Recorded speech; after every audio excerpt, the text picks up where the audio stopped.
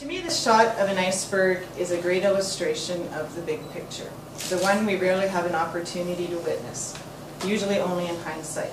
But really, we don't have to see what's both above the water and below the water in order to maneuver our way around it. So with the world economy in decline, banks failing, and the car industry collapsing, is it possible that we are seeing the end of globalization or a form of deglobalization? Are our lifestyles finally becoming unsustainable? The price of oil is slowly but steadily on the increase. How will we as a society be able to adapt to these profound changes that are happening because of our dysfunctional relationship with oil? Are there ways around this mess? It's quite certain that we will always be connected monetarily in some way with the world around us. However, we are slowly entering a new normal, where communities will rise to the forefront and products that we now take for granted will simply be too expensive to afford. Communities will become even more vital to our well-being, or as author J.H. Kunstler put it, we will soon be living profoundly and intensely locally, something I like the sound of. Food literacy is one aspect of the new local perspective that I would like to give you some insight into. It's a movement where our organic, local, green, and health food concerns can all be appropriately addressed. Whereas globalization made the world seem smaller with regards to food, our planet is about to become a lot bigger as the price of processing and transporting food skyrockets, and we have to pay the price.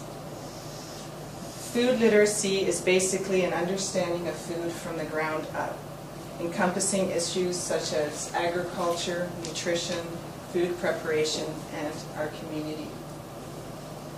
Food literacy means relying less on the global food network and thereby learning how to manage our close-to-home resources by growing our own food.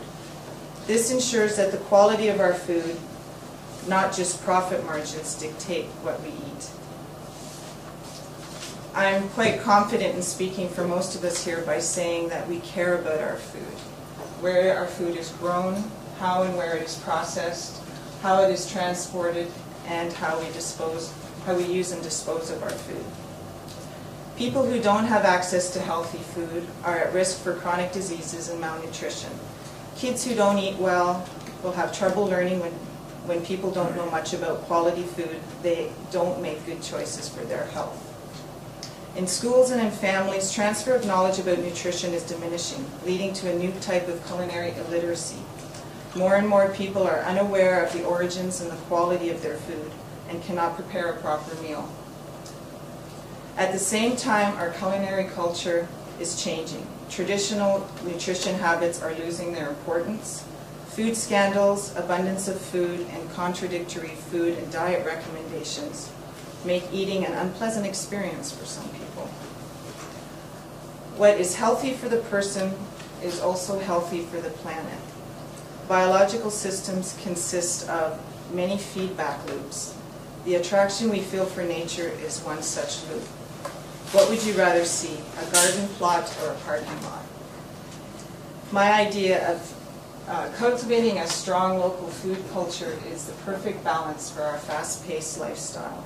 My idea of meditation is riding my bike to the market on a Saturday morning and coming home with a basket full of veggies. Food literacy leads to self-determination and self-reliance in our community, as well as a new appreciation for food and for an ever-increasing amount of people.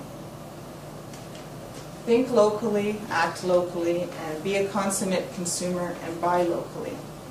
Think about what is important to you and support it. And if you're not sure yet what that is, there are many ways to find your food calling. Through the Algoma Food Network, you can learn about any number of community food experiences, such as farmers market, community-supported agriculture, slow food, community gardens, Pinokian Hills Farms, organic meat, the food bank. The Algoma Food Network's immediate priority is to provide a source where all information regarding the local food movement can be accessed. The next step to that goal is an open forum to set priorities for the future of our food in our region. And you're all invited to Edible Algoma Town Hall meeting on Wednesday, June 17th at 7 p.m.